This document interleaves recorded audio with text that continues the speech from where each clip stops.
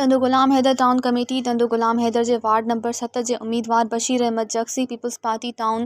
तंदु गुलाम हैदर जे सदर मोहम्मद इसहाक जगसी जी अगवाणी में सवे गाड़ियुनि जे काफ़िले सां ॻोठ गुल मोहम्मद मल्हा में पहुचण वक़्तु मेज़बान मोहम्मद उर्स मल्हा अली मोहम्मद मल्हा काफ़िले जे पहुचण ते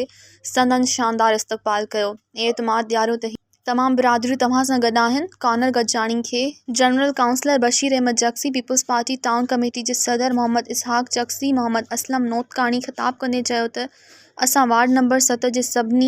राजन जा इंतहाई शुक्रगुज़ार आहियूं जिन असां ते एतमाद करे असांजी भरपूर हिमायत जो यकीन ॾियारियो। असां इंशाअल्लाह कामयाब थी वार्ड नंबर 7 जी आवाम जी भरपूर ख़िदमत कंदासीं। उन्ही मौक़े ते जत बिरादरी मल्हा बिरादरी सैयद बिरादरी अक़लियती बिरादरी कमराणी बिरादरी कुंभार बिरादरी ख़ासकिली बिरादरी ऐं मुख़्तलिफ़ बिरादरियुनि वॾियंग में शिरकत कई। मज़ीद ख़बरनि ऐं तफ़सीलात लाइ विज़िट कयो असांजी वेबसाइट www.awamiNewsHD.com ऐं ॾिसंदा रहो अवामी न्यूज़ HD।